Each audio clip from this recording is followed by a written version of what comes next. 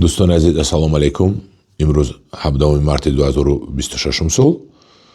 من این بیگو با شما یک پیشنهاد میکنم اوید یک تجارتی میوه خوشمیوه خرما یک مرتبه من پیشنهاد کرده که بودم تیرمو و باز پسرم گفت که در سوپرمارکت میوه خرما را خشک کرده 86 سوم فروخته ایستادن. من گفتم 1 کیلو بیار، 1 کیلو آورد خورده نم قدرش مونده است. من گفتم بیا با آبونه چانی شونتیم.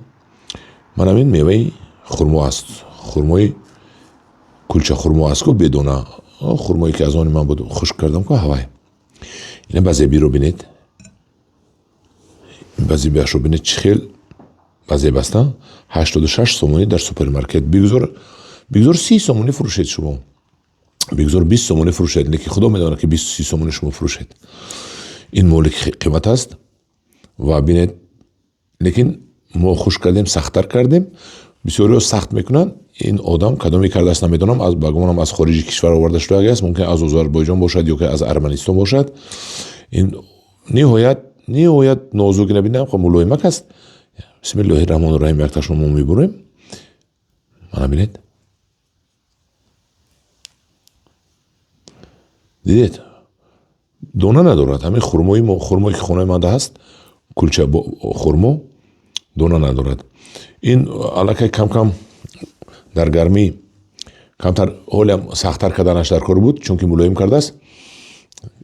کمتر باید ترشی کرد چون که علاقه ترش شده ایستاده است. اگر خشک باشد ترش نمیشود. انیق یک چشیده بینیم. بسم الله الرحمن الرحیم. این چی مزه دارد دیدید؟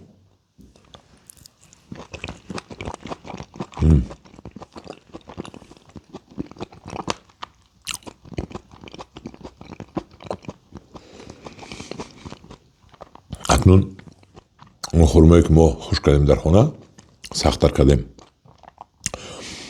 مزه وای به هم تو بود. این علاقه کمتر ترش شده ایستاده است. اگر کمی دیگر ایست ترش میشد چون که این رو اولم خوش کردن در کار بود. دید خوش کردنش رو ما با شما نشان داده بودیم چیکار میکند. لیکن به نهایت با مزه ده چیزی با مزه 86 سوم که شد با مزه میشود ده. من همین ما از همین خرمای ما رو شما ده از همین کلچه خرما اون شکلات که دونه دارد وای نه وای دونه دار همین مویزی دونه دار چخیل است. اینم همین ده همین خرمای بدونه من خیلی کلچه خرما است که بدونه در خانه من یک بوته هست. خدا خواهد در سالهای آینده من زیاد کرده نیستم برای فروش نیالش رو. اگر شما همین گکتر 2-3 گکتر 10-15 گکتر 30 گکتر از همین خرما کنید بهترین چیز این کم کسل میشود. قریبی کسل نمیشد. قریبی که رو دورو نمیزنید. بخشا پرو میپرتید پوبل میکنید او میتید سرش خم بیچاره بستن میگیرد یک کمتر ابریسکا میکنید. اینا دورو نمیزنید. من ندیدم که همین خرما رو کسل زدگی باشه درو زده باشه کرم هم نمیخورد. رو خوش میکنید. من چیز پولی خولی فقط این رو همین زمستان که موند بالای بعد برف زدن ماینه چمچوق میخورد بالایش ده دیگر هیچی نمیخورد. انا این بهترین یک از بهترین تجارت ها در ساحه کشاورزی. همداران عزیز اگر همین پیشنهادی من معقول شده باشد یک لایک مونید در پناه خدا باشد. خدا نگهبان شما باشد.